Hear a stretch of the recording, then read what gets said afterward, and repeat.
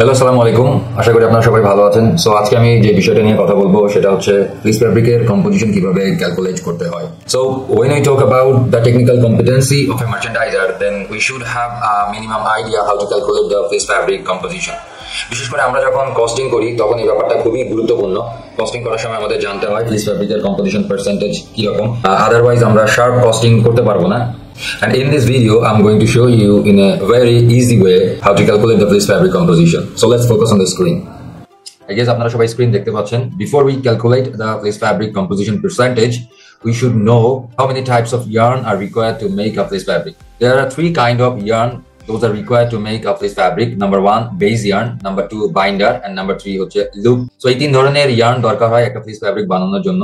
এবং fleece fabric এর composition percentage বের করার আগে আমাদের কিছু জিনিস জেনে রাখতে হবে এই ক্যালকুলেশনটা করার জন্য। এগুলো না জানলে আমরা কম্পোজিশন পার্সেন্টেজটা বের করতে পারবো না। সেটা হচ্ছে যে ইয়ার্ন গুলা এখানে ইউজ হচ্ছে সেই ইয়ার্নের কাউন্ট জানতে হবে। নাম্বার 2, এই ইয়ার্নের কম্পোজিশন জানতে হবে।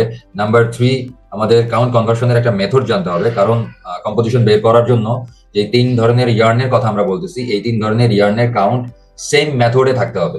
লাইক আমরা যখন পলিয়েস্টার ইউজ করি, পলিয়েস্টার স্বভাবতই আমরা পলিয়েস্টারের কাউন্ট ডেনিয়ার দিয়ে প্রকাশ করি, বাট পলিয়েস্টারের সাথে যদি কটন বা সিভিসি সুতা ইউজ করা হয় এই ফ্লিস ফ্যাব্রিক বানানোর জন্য, কটন বা সিভিসি আমরা নর্মালি ইংলিশ কাউন্টে এগুলোকে প্রকাশ করে থাকি।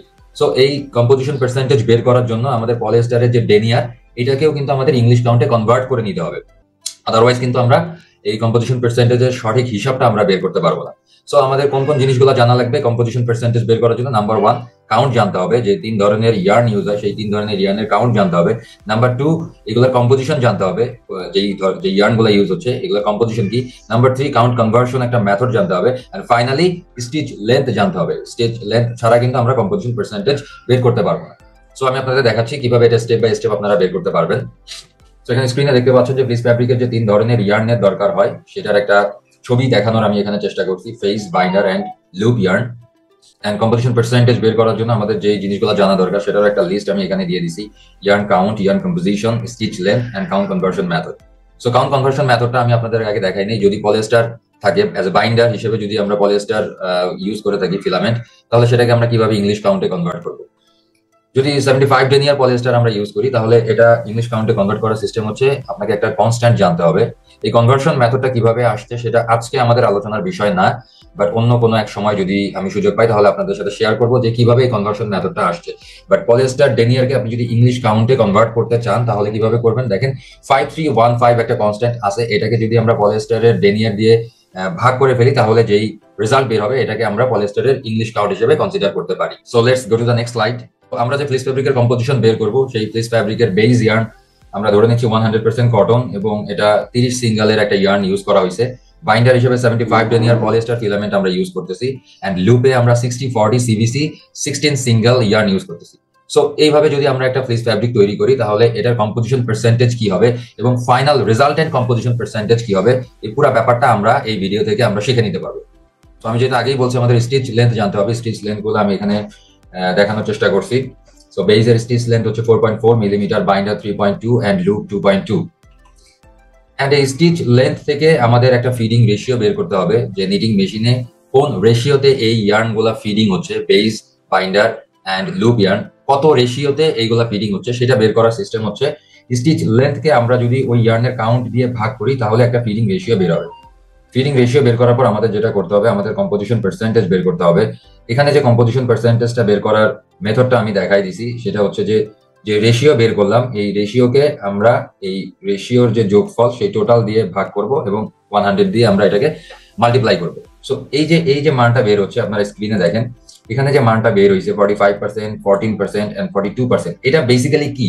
এটা হচ্ছে যে আমরা যদি সেই ফ্লিস ফ্যাব্রিকটাকে চিন্তা করি, সেই ফ্লিস ফ্যাব্রিকের বেস অংশটুকু কত পার্সেন্টেজ জুড়ে আছে, বাইন্ডারটা কতটুকু পার্সেন্টেজ জুড়ে আছে এবং লুপ কতটুকু পার্সেন্টেজ হিসেবে এই পুরো ফ্যাব্রিকটাতে আছে।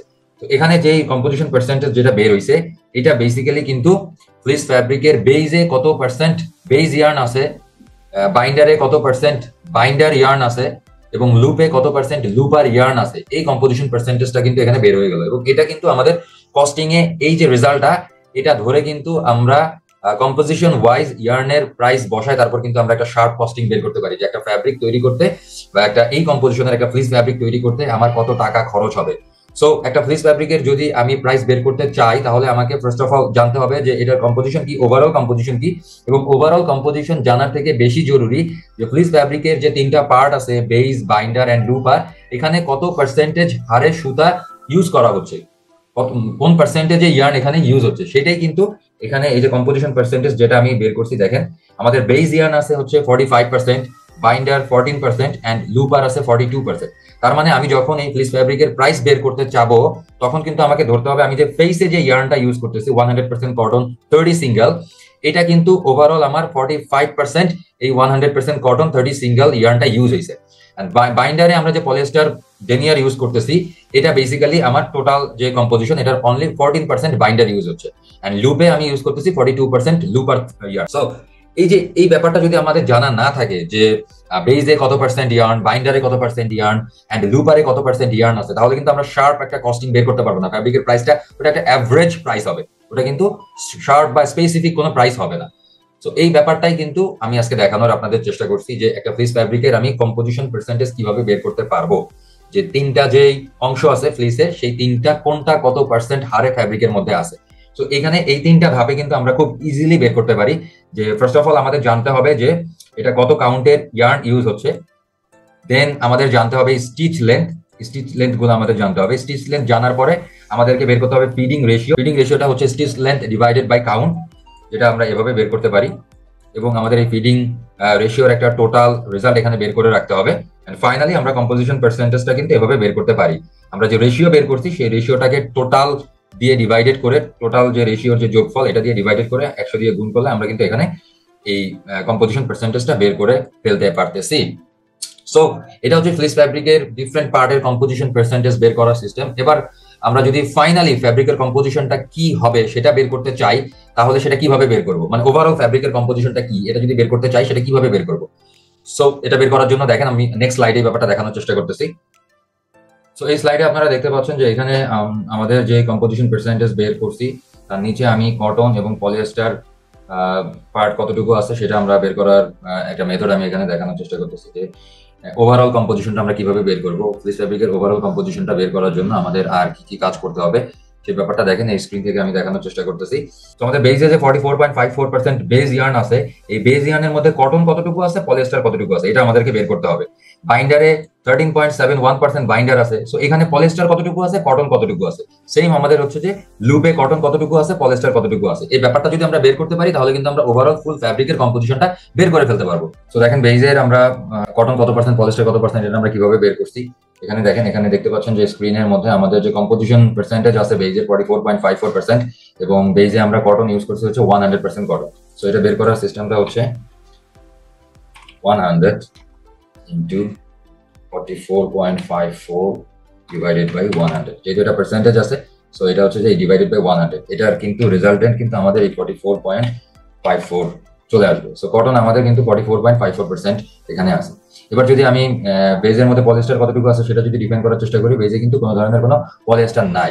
সো এখানে কিন্তু পলিয়েস্টার যেহেতু নাই এটা হবে পলিয়েস্টার পার্ট 0, এবং আলটিমেটলি রেজাল্ট কিন্তু এখানে 0 আসবে। সো এই জন্য কিন্তু আমাদের বেজে আমরা পলিয়েস্টার পার্ট 0 দেখাইছি।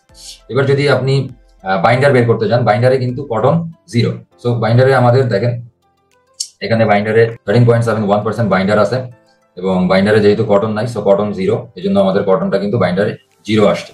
পলিয়েস্টার আছে হচ্ছে 100%, প্লাস বাইন্ডারের কম্পোজিশন রেশিও কত 13.71। সো এই যে পার্সেন্টেজ আছে এই পার্সেন্টেজের জন্য আমরা 100 দিয়ে এটাকে ভাগ করে দিলে কিন্তু এই 13.71 বাইন্ডারে পলিয়েস্টার কতটুকু আছে সেটা বের হয়ে গেল। এবং সেম মেথডে কিন্তু আমরা এখান থেকে বের করতে পারবো লুপে যেই ইয়ার্নটা ইউজ করছি, লুপের ইয়ার্নটা হচ্ছে 60-40 সিবিসি, তার মানে লুপে কিন্তু 60% কটন আছে, 40% পলিয়েস্টার আছে। সো এটা আমরা কিভাবে বের করবো, লুপে যেহেতু 60% কটন আছে আমরা কটনেরটা বের করতেছি 60 ইন্টু এখানে লুপের যেই কম্পোজিশন পার্সেন্টেজ পুরা লুপার ইয়ার্নটা আছে কিন্তু 41.75%, তার মানে এই 41.75% এর মধ্যে কটন কতটুকু আছে সেটা আমাদেরকে বের করতে হবে। সো 41.75% এটা যদি আমরা ক্যালকুলেট করি তাহলে কিন্তু আমরা এই 25.05% কিন্তু আমরা এখানে কটন পেয়ে যাচ্ছি। এটা হচ্ছে আমাদের কটনের, রাইট? যদি এটা 60-40 সিবিসি ইয়ার্ন এবং 60% কটন আছে, 40% পলিয়েস্টার আছে, তাই 60 যে আমরা ইউজ করছি এটা কিন্তু কটনের কম্পোজিশন পার্সেন্টেজ বের হয়ে গেল। এবার যদি আমরা এখানে এই যে 60-40 সিবিসি তে যে পলিয়েস্টার আছে 40%, তার মানে এই পলিয়েস্টারটা টোটাল কম্পোজিশনের এখানে লুপে কিভাবে আছে সেটা বের করার জন্য এই 60 জায়গায় যদি আমরা 40 বসাই দেই তাহলে কিন্তু আমাদের এই রেজাল্টটা বের হয়ে আসবে 16.70 এই রেজাল্টটা বের হয়ে আসবে।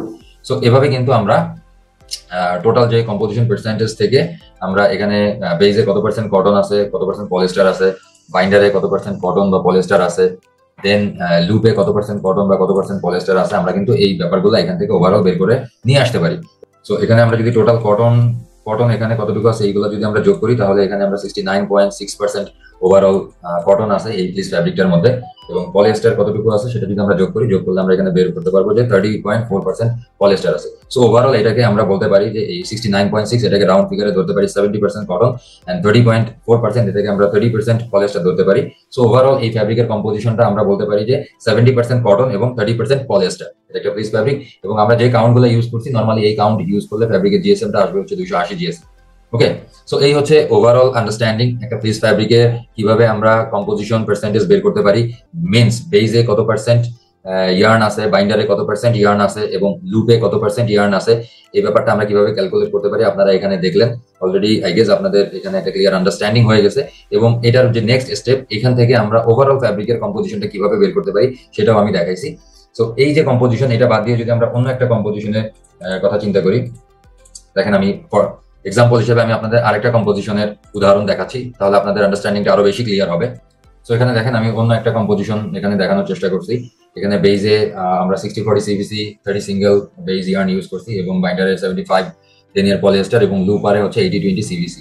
সো এভাবে ক্যালকুলেশন করলে এখান থেকে আমরা কিভাবে বের করতে পারবো, ঠিক আগের মেথড আমি যেভাবে আপনাদেরকে পুরো ব্যাপারটা ব্যাখ্যা করছি সেম মেথডে আপনারা ক্যালকুলেশন করলে এরকম ফিডিং রেশিও পাবেন। ফিডিং রেশিও থেকে আমরা এভাবে কম্পোজিশন পার্সেন্টেজ বের করতে পারবো এবং কম্পোজিশন পার্সেন্টেজ থেকে কিন্তু আমরা এখানে কটন এবং পলিয়েস্টার কতটুকু আছে সেটা বের করে নিতে পারবো। এই জায়গায় দেখেন যে বেজে কিন্তু আমাদের কটন এবং পলিয়েস্টার দুইটাই আছে। সো এখানে কিন্তু কটনের পার্টও বের হয়েছে, পলিয়েস্টারের পার্টও বের হয়েছে। বাইন্ডারে শুধুমাত্র পলিয়েস্টার আছে, এই জন্য বাইন্ডারে শুধুমাত্র পলিয়েস্টারের পার্টটা বের হয়েছে, এখানে কিন্তু কোনো কটন নাই, কটন 0%।